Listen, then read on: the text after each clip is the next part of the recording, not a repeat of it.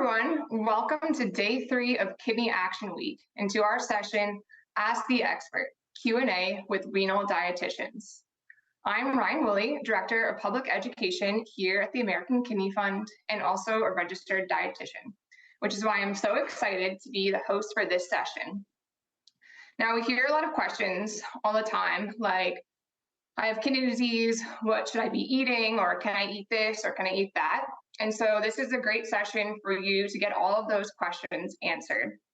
We've got 2 incredible renal dietitians here to answer all of your food and nutrition specific questions.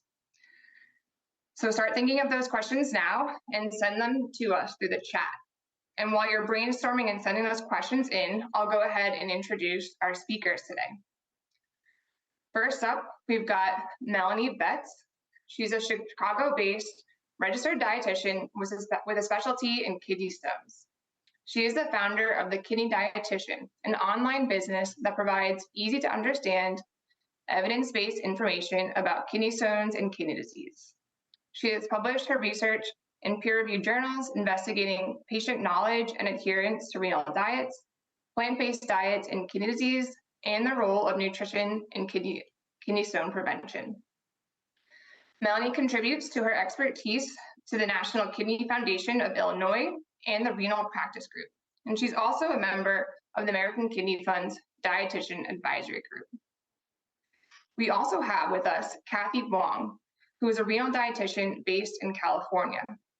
She brings her experience from working with and advocating for in-center hemodialysis patients. Kathy is also a member of the American Kidney Fund's Dietitian Advisory Group.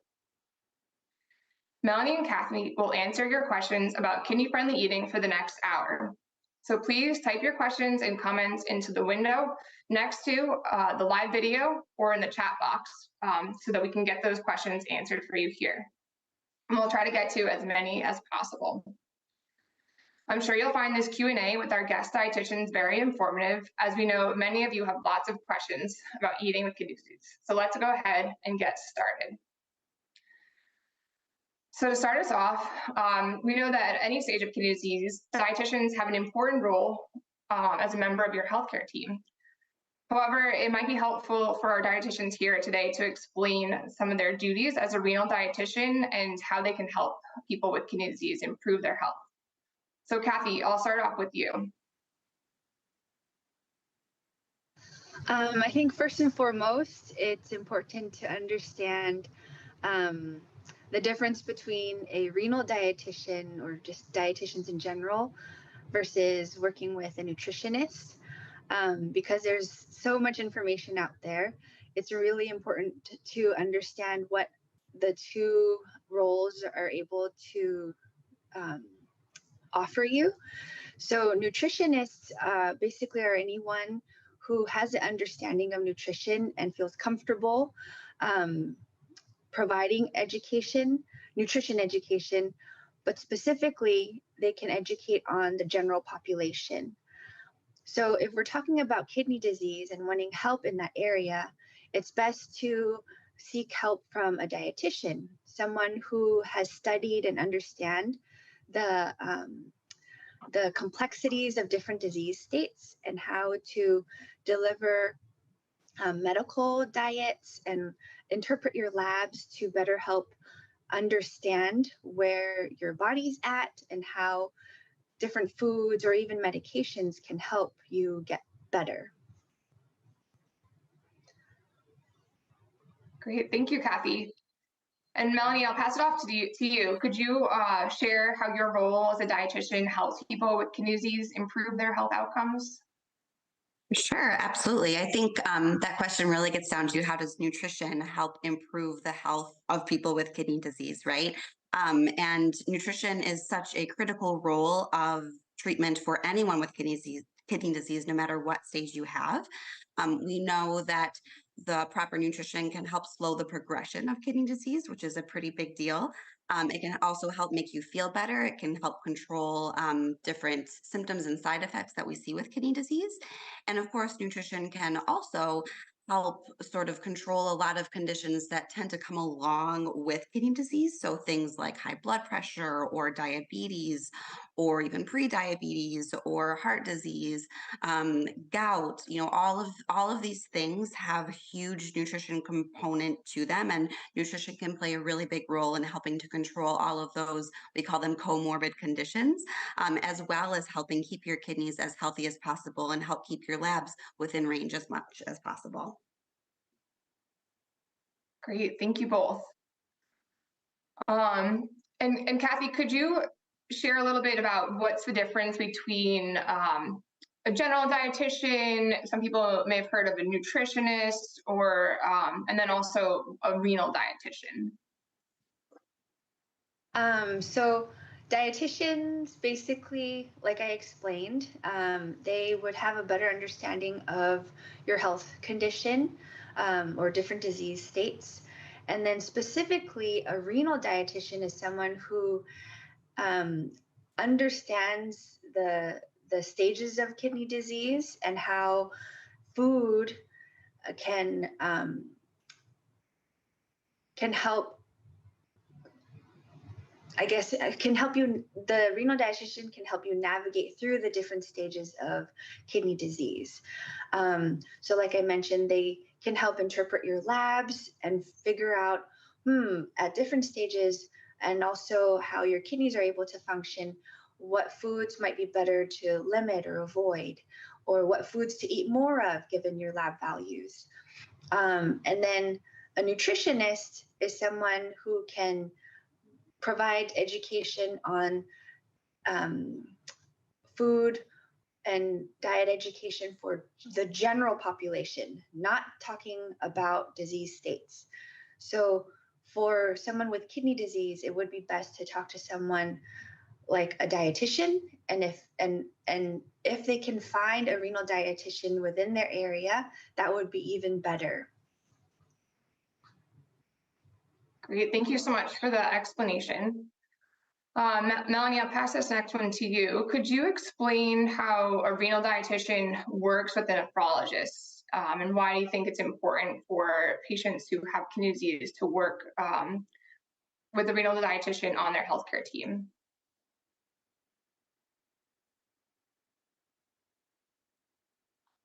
Be different based on the clinic. Some clinics have a dietitian right in clinic, and so they have a really close relationship with that nephrologist. And a lot of renal dietitians kind of work independently, and so may not have as close of a relationship with the nephrologist, but that's okay. I think it's still important for you as the patient to kind of connect your dietitian with your nephrologist if they don't already know each other, to kind of just make sure everyone is on the same page. And I think it is so critical that everyone with kidney disease ideally see a renal dietitian, is because, as I mentioned earlier, there's so many important things that nutrition can do for you, no matter what stage of kidney disease you have. And doctors just honestly don't have time to dive into all of the things that nutrition can do. I think also dietitians have a lot more training in nutrition specifically. Your doctor knows a lot about being a doctor, and they're really good at doctoring.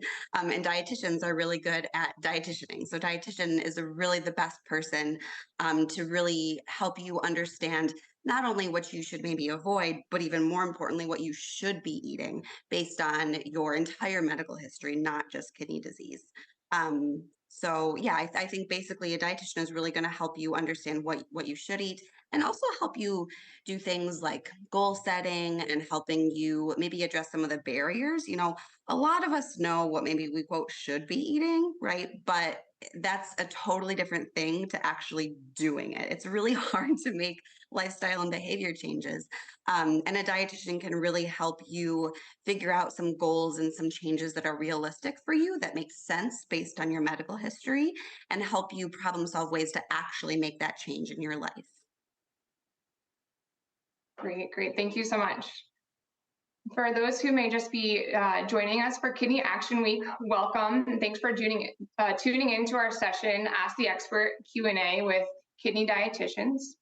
We're answering all of your questions about kidney-friendly eating today, and we've already got tons of questions coming in. So please drop your questions in the chat window on our live feed here, and we'll get to as many as possible. All right, so let's get started.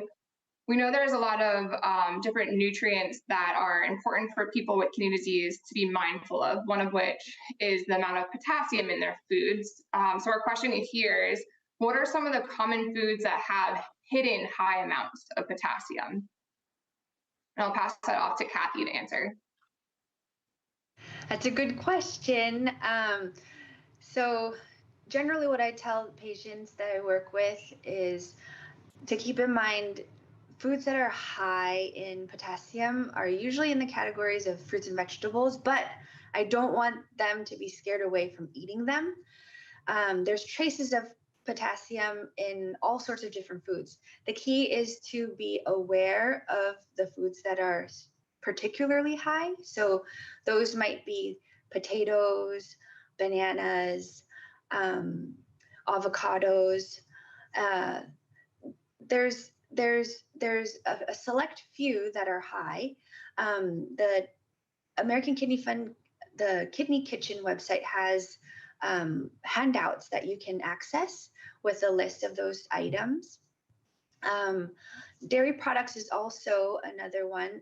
It's a combo of potassium and phosphorus, high in those areas. But again, like I tell a lot of the patients that I work with, just because they're high doesn't mean you have to avoid them altogether. There's a very fine line where you can kind of incorporate some of those foods, and that's why all the more it's important to work with a dietitian, because they'll be able to help you navigate, depending on how well your kidney is able to filter through taking a glimpse of your lab results. They can help you figure out what amount is appropriate for you. Great, thank you. Yes, and we've got Kidney Kitchen, like you mentioned, is a great resource. We've got a lot of different guides on there specifically about potassium too. So I'm sure we'll be dropping in the link in there for you all. So let's go on to our next question. I'll pass this off to you, Melanie. What is the best diet to follow if you are living with kidney disease and trying to prevent weight gain? So I would say a lot of the things that we typically talk about for a renal diet or kidney diet are very in line with the things that we would talk about for someone who is living in a bigger body. So I would say just kind of trying to focus on eating more fruits and vegetables. I know that's not especially exciting information, but it really comes down to that. Fruits and vegetables are going to be wonderful for your kidneys for a wide variety of reasons. And they're also going to help kind of bulk up your food. They tend to be super low in calories, but if you fill your plate with lots of fruits and vegetables, it's going to feel like you're still eating a lot of food. They also are a great source of fiber, which is good for us for endless reasons. I could talk for an hour about that. But specifically for weight control, it helps you feel full. Fiber helps food stay in your stomach longer, so it can help you feel fuller longer. So that would be one piece of nutrition that we would talk about. Yeah, and then the other things, it gets so specific. It's hard to say exactly what you should be eating because it's going to depend, as Kathy alluded to earlier, your labs and stage of CKD and all those types of things. But I would say that trying to get in more fruits and vegetables is good advice for literally anyone with with kidney disease. Other things that might come into play are thinking about the size of the protein that you're eating, the type of protein that you're eating, maybe thinking about switching over to some more plant-based protein, maybe taking a look at some of those added calories that tend to add a lot of salt and sugar and potentially added potassium and phosphorus as well. So hopefully that kind of gives you some idea of some tips to keep in mind for that particular person. That's great. Thank you, Melanie. For this next one, Kathy, I'll pass it to you. Are ethnic and cultural food practices considered when you're counseling your patients? Definitely, absolutely, because it would basically be pointless for me to sit with someone and not consider what they generally eat or what they are accustomed to eating. Because and that's the thing with when you get to work with a dietitian, be mindful of if the dietitian's even doing that or considering to do that, because someone can sit in front of you and give you recommendations, but if you don't even eat those foods, those recommendations won't even be applicable. So that's why it's important for us as dietitians to be mindful of your cultural preferences or your the various practices. Also, personally, and I know a lot of other dietitians do this too, is we want to hear from you. Oftentimes we start conversations by asking what you eat so that we can have a general understanding, and from there work with your current diet to help manage your various disease states. Thank you, Kathy. I think, yeah, I agree. I think it's so important to understand what they're actually going to eat, right? What the things that they currently like, and tailoring the recommendations to things that they might actually follow and enjoy.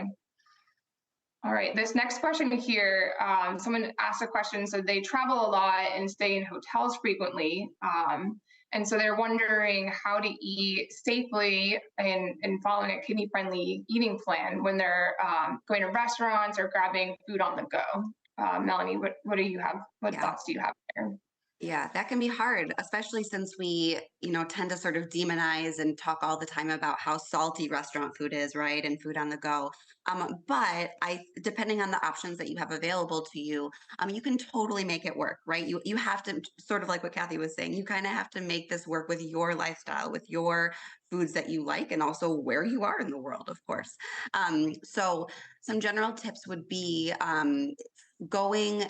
not relying on those restaurants for all of your meals, but maybe taking a trip to a grocery store, or even a 7-Eleven, honestly, before when you get to your location, and stocking up on some fruits and vegetables and maybe some hummus and low sodium chips, or just kind of having those foods around. So then you aren't eating out like 3 meals a day, because that will probably get tough to try to stay within our sodium goal. So that would be my first tip. And then the other thing is, when you are looking at a menu, you can definitely usually kind of piece together a meal that is kidney friendly. So, like you can say, I don't know, like maybe there's a sandwich. You're at maybe a typical sort of bar with food menu, right? So you could, instead of getting that hamburger with fries, you could get perhaps a sandwich that is veggie focused. A lot of times you can get a veggie wrap with hummus or something like that.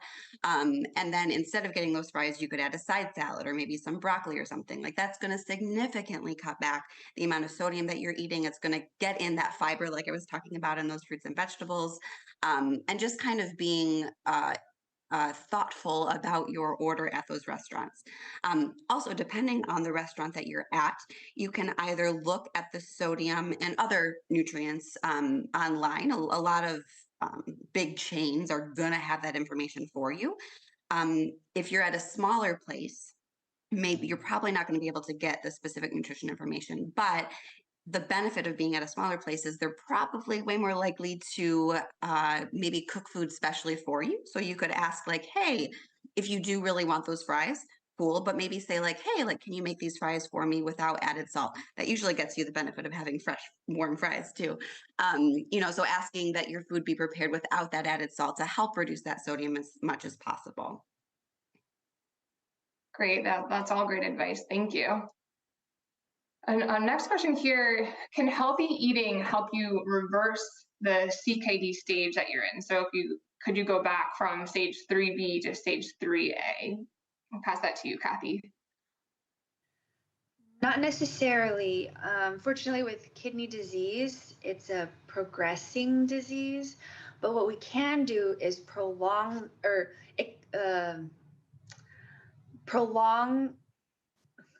I hope I'm using the right word. We don't want the process to progress quickly. We can prolong your time within a certain stage by being mindful and of the foods that you're eating, and also taking care of whether it be the hypertension or diabetes, because that can significantly preserve the life of your kidneys and the function of your kidneys. So once we enter into a stage, it's very unlikely you'll jump backward. Over time, our kidneys, even just with age, our kidneys are the function will deteriorate as we get older.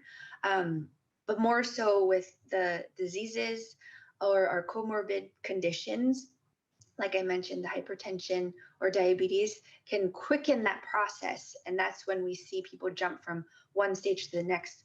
And honestly, also, oftentimes I hear patients asking, how long will it take for me to get from stage 4 to stage 5, where they'll need dialysis? It's hard to tell. Some people it's a quick sudden process where their kidneys just fail. But some people it takes longer. But the key there, it likely has to do with the management of the other conditions that I had mentioned. Great, thank you, Kathy. Melanie, I think this is a good one for you because I've got some background in kidney stones. This question, my loved one recently had a large kidney stone removed and still has a few small stones remaining. What food should he avoid to keep those stones from enlarging? Yeah, that's a great question. And I'll say that just like for kidney disease, nutrition for kidney stones is very, very different based on lots of different factors. I would say my number one recommendation, if your loved one hasn't already, is to get something called a 24-hour urine test, because that will help him or her and their doctor understand why they are making stones and also their risk of forming more stones or those stones that are currently or fragments that are currently in there from growing bigger. I would say advice that is good for basically everyone with kidney stones is to drink more water. Again, not the most exciting, but that is by far the most effective thing that you can do to prevent stones.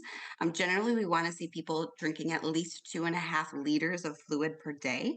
2.5 to 3 liters. So that's around 100 ounces of water per day to kind of help put that into context. So I would say that's my number one tip.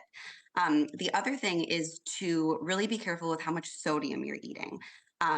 Sodium can make most types of kidney stones worse, and by increasing how much calcium is in your urine. And so I would say just being mindful of avoiding some of those foods that are very high in sodium and swapping in foods that are lower in sodium. Great, thank you. Kathy, for this next one, I'll pass it to you. What vegan options are available that are similar to animal protein and a good option for people who may be in stage 3 CKD? And if you could also just talk about protein in general for that stage. You mentioned stage 3? Yes, stage 3A and stage 3B. Got it. Actually, this would be an excellent question for Melanie, because she understands and specializes in like vegan diets. But in general, a good vegetarian or vegan option for protein oftentimes is beans. In terms of the different stages, there isn't particularly one protein that's better. Protein's protein, and so it would cross the board amongst all the different stages. For me, I would say protein would be a good choice. I'll ask Melanie to see if she has any other suggestions or recommendations. Sure. I think so I think the question was really getting at, are there any like meat substitutes, as the way that I understood that question. In general, I don't love any of them because they all have a lot of added salt, and they oftentimes also have a lot of added potassium and phosphorus. So if you are trying to incorporate more plant proteins, then I think using those meat substitutes on occasion is certainly fine, but that's definitely not something that I would recommend that you kind of work to include in your diet.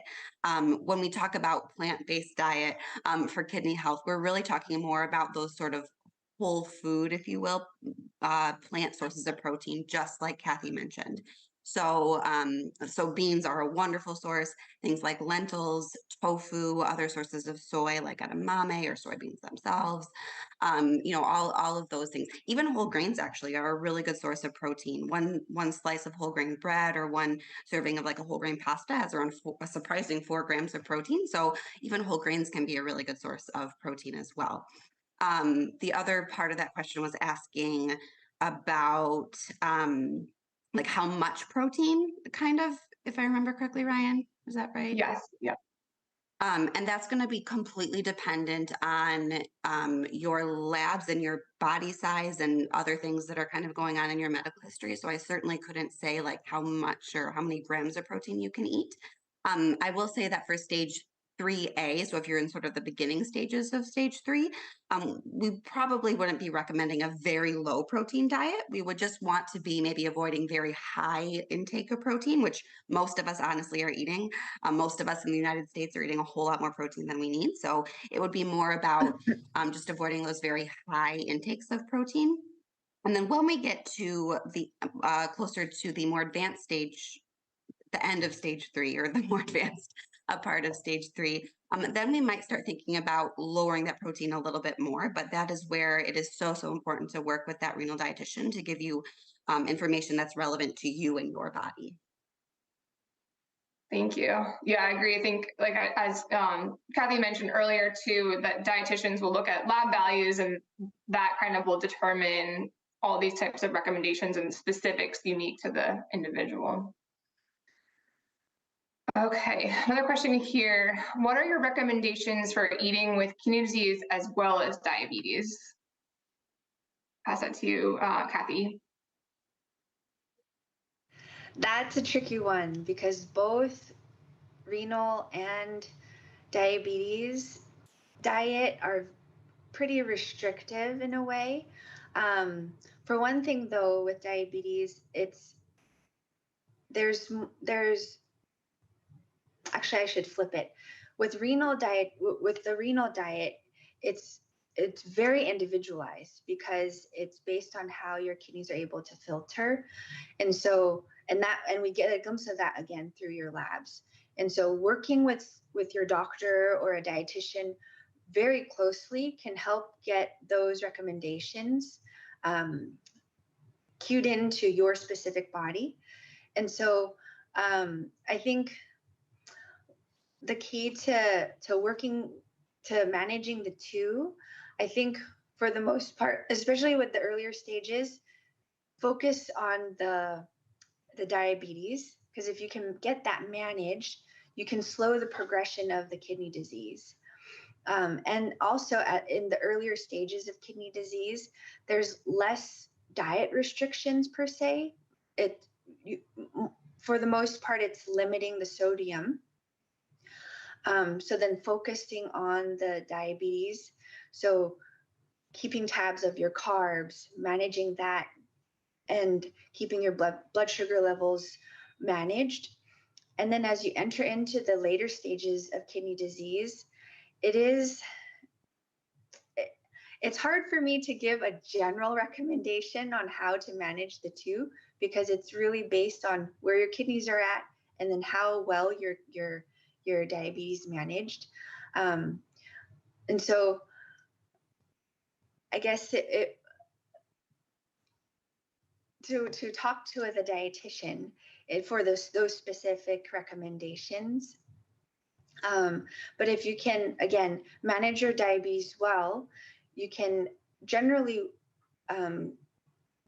keep tabs of your kidney disease and keep that from progressing quickly. I might also add, if I can, to also make sure that your dietitian or doctor for the kidney disease aspect of what you're trying to do is following the more recent guidelines.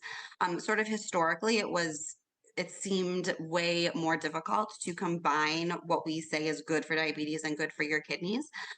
But has been a huge shift in things like recommending whole grains and beans and nuts and seeds for patients with kidney disease. Previously, those things were like taboo and no one should eat them. But now we understand a little bit more about how our bodies handle potassium and phosphorus. And really, we are recommending whole grains and beans and a lot of those things that are also recommended for diabetes. And so also just kind of making sure that you are following accurate information that's really the most up to date, I think is really important too. Great, thank you both. Next question here. What are some things to consider when reading a food label? Sorry, I'll pass it to you, Kathy. So things to consider, I guess specifically with kidney disease, sodium. Sodium is a really important one, because not only within kidney disease, it's important to manage the sodium intake, but also if you have hypertension, because the two leading causes of kidney disease is hypertension and diabetes. So if you can manage your hypertension well by limiting the amount of sodium you take in, that'll definitely help your kidneys. The other thing, I think, depending on, well, actually, I should say, backtrack, since diabetes is also another leading cause of kidney disease, also focusing on the carbs. So on the food label, if you can, you'll probably have learned to notice where the carbohydrates or sugars are located. So being mindful of that and how much you have with each meal and with each snack. And then depending on your labs, if your doctor or your dietitian notices any flags for potassium, high potassium or high phosphorus within your labs, then those will probably be the time when you would be mindful of the potassium and phosphorus content. The catch there, though, is it's not going to be listed on the food fact label itself. Where you should look for those two items, potassium and phosphorus, is in the ingredients, because the USDA doesn't require food companies to list the amount of potassium and phosphorus in foods. So oftentimes, how we can know if foods are high in phosphorus or potassium is by looking at the ingredients.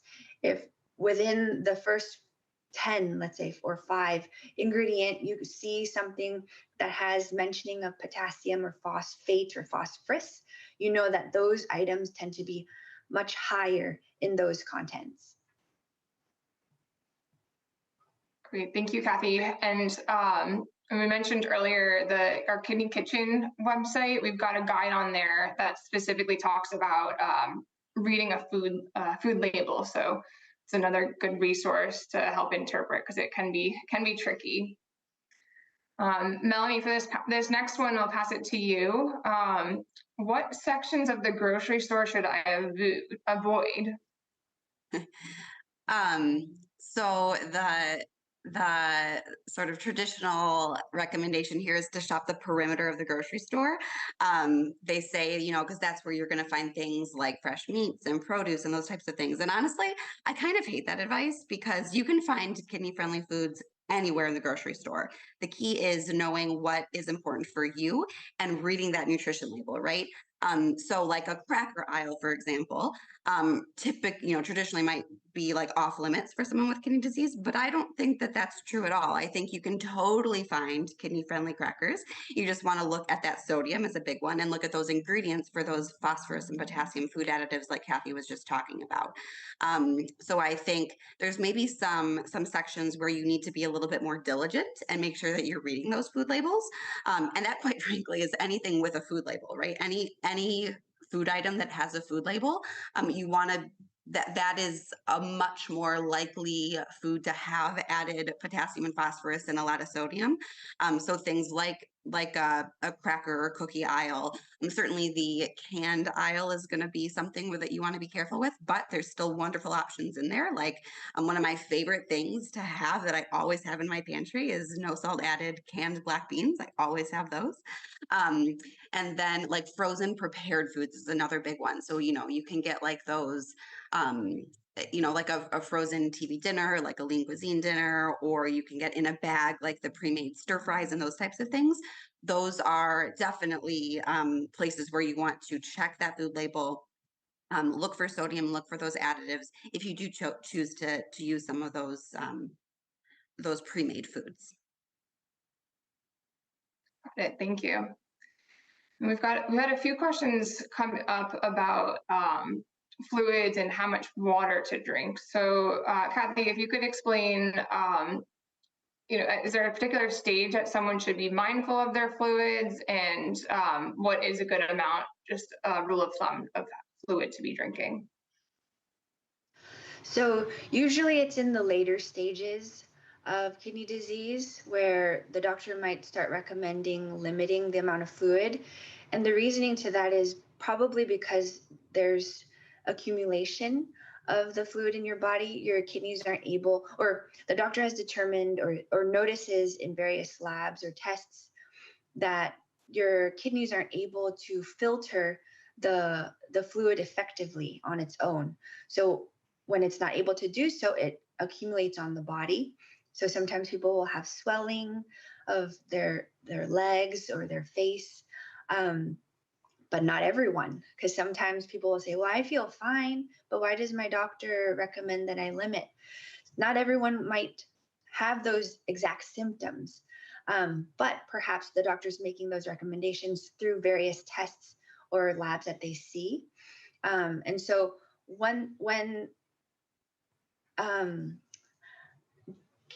what I can speak to is, like, say in dialysis, the general recommendation is 32 ounces a day. In one day, only 32 ounces, no more.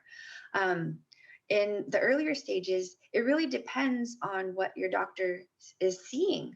And so the recommendation there might be slightly different.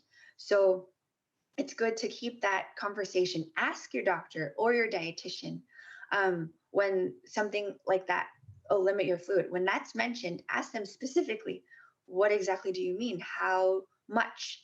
That way you have a clear guidance on what to do when you're home.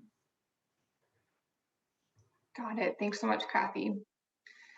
And this next one is good because we've talked a lot about how important it is to have a renal dietitian.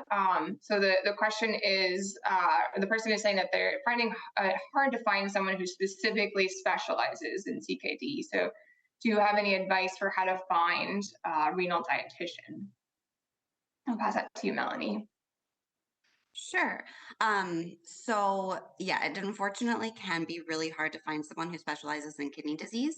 And I will say that if you can't, any dietitian is going to be better than no dietitian.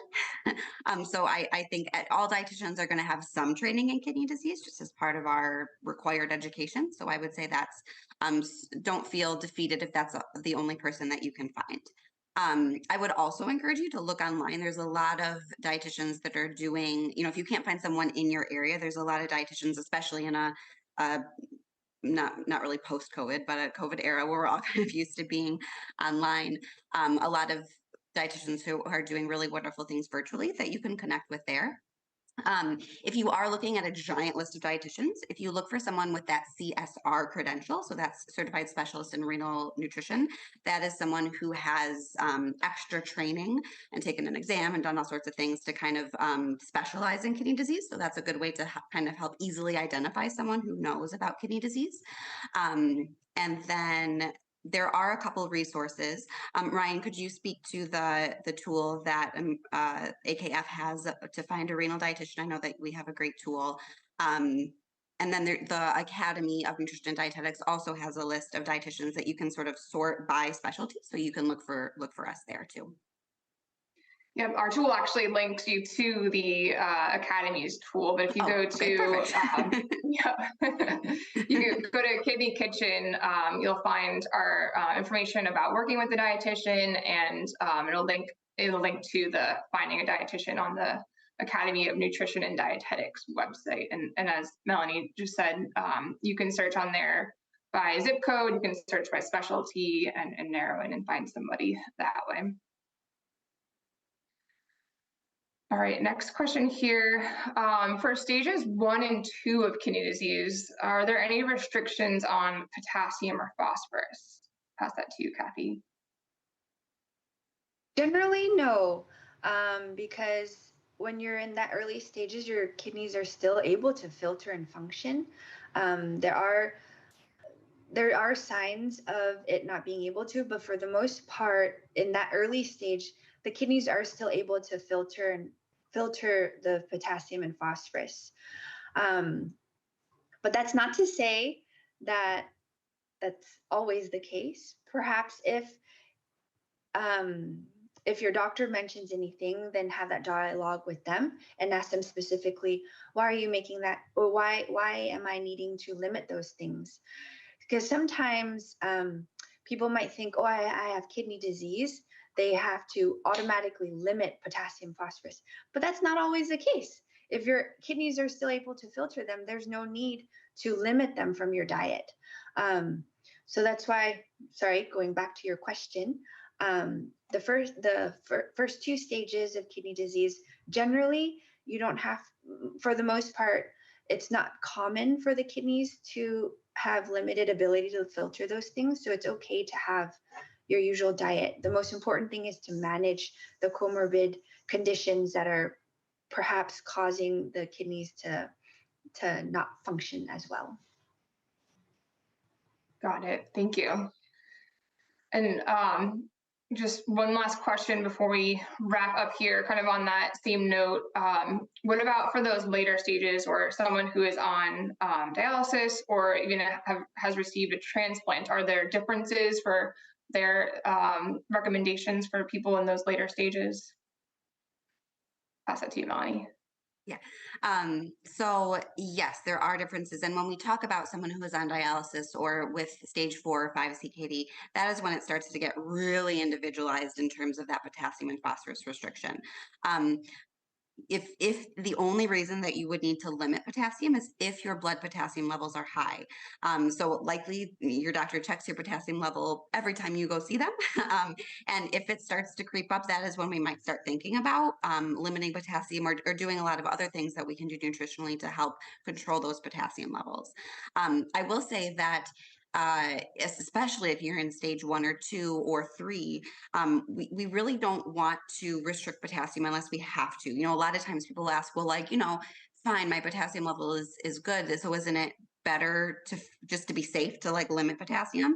And that is definitely not the case. And in fact, for those higher stages, we often want a high potassium diet, because a high potassium diet is really, really effective at controlling your blood pressure. And a high potassium diet tends to be really rich in foods that are really good for us, like fruits and vegetables, right? And so we really don't want to restrict potassium unless we really have to. Plus, it makes it more complicated for you, right? Like, we really want you to be able to enjoy as many foods as possible and follow sort of the least restrictive diet that's the best for your kidneys. And so, so even in stages 4 and 5, a lot of patients that I've worked with have totally normal potassium levels, and we don't need to restrict it. Whereas other people do need to restrict it. I've worked with patients with stage 3A who do have high potassium and need to restrict it, right? So it's so individualized to each person. And again, that's why it's so important that you work with a dietitian to follow all of these things. Got it. Thank you so much. And we still have, this session ends at 12:15, so we've still got some time for questions. So please keep sending them in. Had some great ones coming in, but please go ahead and send any others in the chat box. We'll get to as many of those as possible. All right, this next one here, pass it to you, Kathy. I only have one kidney. Should I follow a renal diet or have other eating considerations? Not necessarily. If your one kidney is able to filter and function, you can basically eat as your heart's desire. I think it's like Melanie had mentioned before, restricting a diet simply because, or we would think to restrict someone's diet or have various recommendations only when it's absolutely necessary. Because if we do that preemptively, you lose out on the ability to have a healthy diet.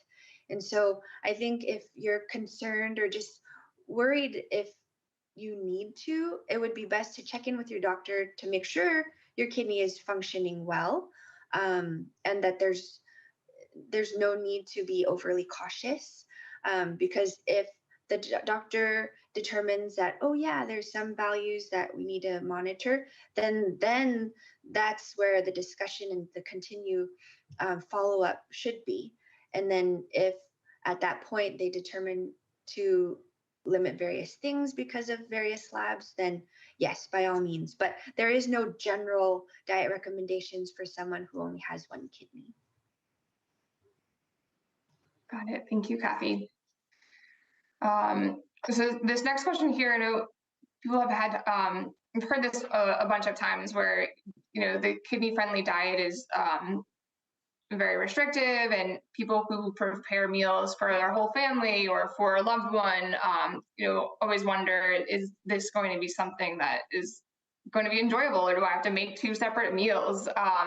So Melanie, could you share some light on any tips that you have for how to prepare a kidney-friendly meal that everyone in the family will enjoy? Sure. So first of all, you definitely do not need to prepare two separate meals. I suppose without knowing your family, obviously, and all of the different considerations that you're managing. Most people do not need to be making two totally different meals. That is not sustainable. No one has time for that. I would recommend instead kind of thinking about building a plate differently for each person in that family based on their needs and wants and preferences, right? So if you made, I don't know, sort of a traditional chicken and vegetable and rice dish, or like, made those things for dinner. Perhaps someone with kidney disease might have a slightly smaller portion of that chicken compared to someone who doesn't. They might have a larger portion of those vegetables because that's going to help fill them up. And we know that those vegetables are really, really important to help someone with kidney disease. And then that rice is probably going to be the same. The sodium piece honestly is kind of good for everyone. Like all of us are eating probably too much sodium. And so kind of everyone should be limiting that sodium. But if you have really picky eaters or someone who is just not willing to deal with that low sodium business, you could create, like, make that food without added salt or with minimal added salt. And then someone who needs that salt can add that at the table, but then you still have that low sodium food that is good for that person with kidney disease. So I think kind of thinking about it that way instead of like, oh, I have to cook something totally separate. It's just kind of building that plate differently for that person with kidney disease. I always like to give the example of like a burrito bowl, because that's one of my personal favorite quick dinners. I do like a homemade Chipotle type thing, right? And so someone with kidney disease might add, the brown rice is going to be the same, and they're going to add extra vegetables and have those beans and maybe a little bit of salsa. But someone who has kidney or who doesn't have kidney disease maybe adds extra cheese and sour cream and maybe extra salsa because they're not as concerned about that sodium, or maybe they are unlimited in the chicken that they add to it, or whatever it is, right? It's going to be different for everyone, but really thinking about just providing those healthy foods that everyone should be eating anyway, and that person with kidney disease can kind of put together a meal that makes sense for them. Got it. Thank you. And just following up, because I know we've talked a lot about thinking about sodium and potassium amounts, and one of the questions here is there, or what amount should be considered a red flag? Is there any kind of standard that people should be thinking of that you can add, Melanie? Sure. So for sodium, pretty much everyone with kidney disease or not should be limiting sodium to about 2,300 milligrams per day. So that's kind of your budget. So think about that as your money in the bank that you can use however you want, quite frankly. So technically the recommendation, or like the definition of a low sodium food, is anything that has less than 140 milligrams of sodium per serving. But I think you really have to think about what that food is. So if you have a food that is a whole meal, if you find a frozen dinner, and these do exist, that maybe only have 400 milligrams of sodium in it, and that's really your whole meal, or pretty much your whole meal, that's a really great find. 400 milligrams for a whole meal when you have 2,300 milligrams to use is a great option. You could maybe add an apple to that, or add some fruits and vegetables to kind of help bulk it up with minimal sodium. So that's sort of my guidance for sodium. Just thinking about that sodium amount in that context of 2,300 milligrams to use throughout the day. Amounts for potassium and phosphorus are much, much more difficult, partially because it's virtually impossible to know how much potassium and phosphorus is in all the foods we eat, because it's not on food labels, like Kathy talked about earlier.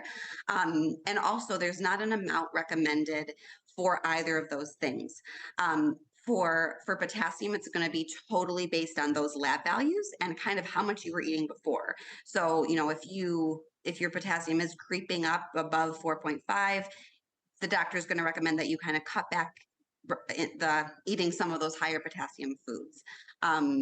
So yeah, when we think about at least how I approach potassium and phosphorus, especially in light of the new recommendations, I don't think about it in terms of counting milligrams of potassium and phosphorus because that's so difficult to do.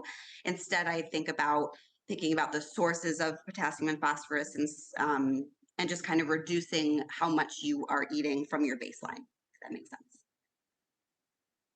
Great, thank you. All right, this next question here, I might pass it to both of you and see if either of you know, but the question is, do you know of any meal delivery services that are tailored for kidney-friendly eating, specifically for stage 4 CKD? Pass it to you, Kathy, and then Melanie too, if you have any other things to add. I think it's dependent on where you live. I know here in California, there's programs like Mom's Meals. I think they're out of state, so they should deliver elsewhere. Mom's Meals. I think there's one called Magic Kitchen. There are companies out there. If I would imagine if you search meal delivery and then specifically kidney friendly diet, you might be able to find some within your area. I know for sure in this area, those are two, and I believe they're both out of state, so they should service other states other than California as well. I know also depending on your health insurance, they might have some sort of programs that might be able to help. I think perhaps a good place to also start asking and looking is when you check in with your doctor, you can ask if they're aware of any. And if your doctor can refer you to a social worker, they might also be able to know of what's in the area. And also a dietitian that works within your area might be more familiar with meal programs or meal delivery companies that are in the area that you live. Great. Thank you, Kathy. And Melanie, are there any others that you want to add or know of? Yeah, Kathy took both of mine. I know that, so I'm in Chicago, and Mom's Meals and Magic Kitchen are both available here as well. So I feel like if they're in both Chicago and California, like that's a pretty big geographical difference. So it's probably available nationwide. Other than those two, I don't know of any others. Great, thank you. I've heard this question a lot, people asking, is it okay to have a cheat day or, can I eat the ice cream or can I eat the cookies? And so, what are your thoughts on fried and sugary foods, and is it okay to have those in moderation? Pass that to you, Melanie. Yes, absolutely. And I wouldn't think about those days as cheat days. Because you can totally include brownies or ice cream is my personal favorite, whatever it is, in a healthy kidney eating pattern, right? There's no single food that's going to make or break you. Healthy eating is all about meal patterns and what you do most of the time. So yes, and I don't think about those foods as bad. All foods serve a purpose. And so yes, you totally can. Yeah, absolutely. The only thing I would be very careful about is if you are having issues with potassium, and your potassium has been sort of chronically high, if you go and eat a ton of a very high potassium food, like, I don't know, maybe you have a ginormous baked potato that's, with, I don't know, tons of tomatoes and avocado or something. I don't know, right? If you have a very, very large potassium load, that could get you in trouble quickly. So that would be maybe the only thing that I would be careful with. But even if you are having issues, higher potassium problems, there's totally a way to eat some potato. You just kind of have to be careful with that. But I just kind of wanted to give that caveat. But in terms of sweets, yes, you can absolutely eat sugary high foods that are higher in sugar. It's just incorporating them in a healthy kidney-friendly eating pattern. Thanks, Melanie. And I agree. Ice cream is also my favorite. Okay.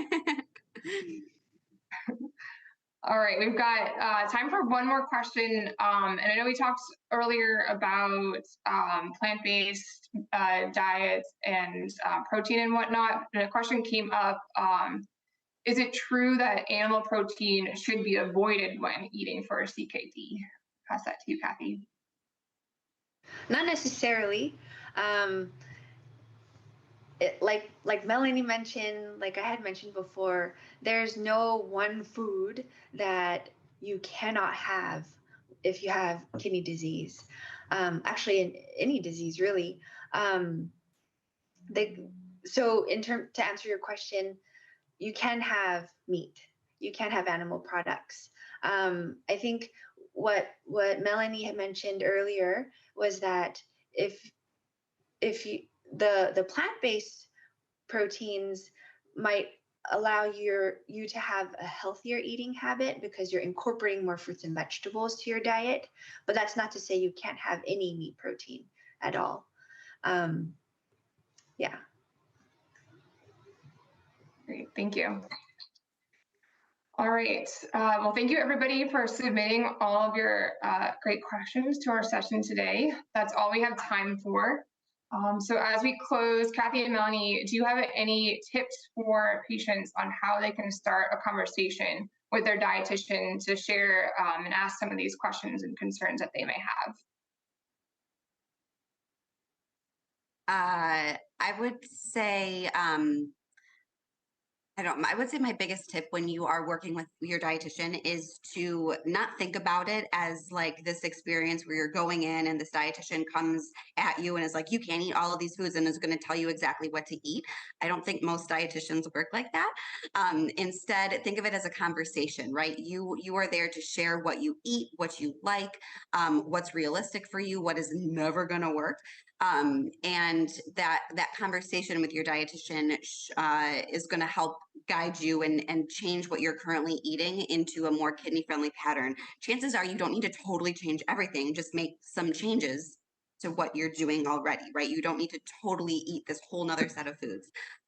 So I would say that's my biggest tip, is to just think about this as a conversation, and your dietitian will like that too. Chances are it's much more more fun to work with someone who is engaging and is there to talk with me. I don't want to just tell you what to eat. I want to help you make more kidney friendly choices. Similar thought to Melanie. I think when you approach or talk with a dietitian, just know that there's no judgment. We're really simply here to hear you out, to understand where you're at so that we can better help you. Because if we don't know your dislikes, or that you don't understand something, or you're questioning, why did the doctor say that? Then we won't know where to start or how to help. And so it's okay to be completely honest. Even if you want to say, I don't agree, or I really don't want to take that medication, it's so important for the dietitian to know, because we can be your advocates. We can help to the best of our ability you navigate through the other recommendations to get you to the same place. Great. Thank you both for those answers, and also just for your expertise with all of the questions today on this session. There's so much to discuss when it comes to kidney-friendly eating.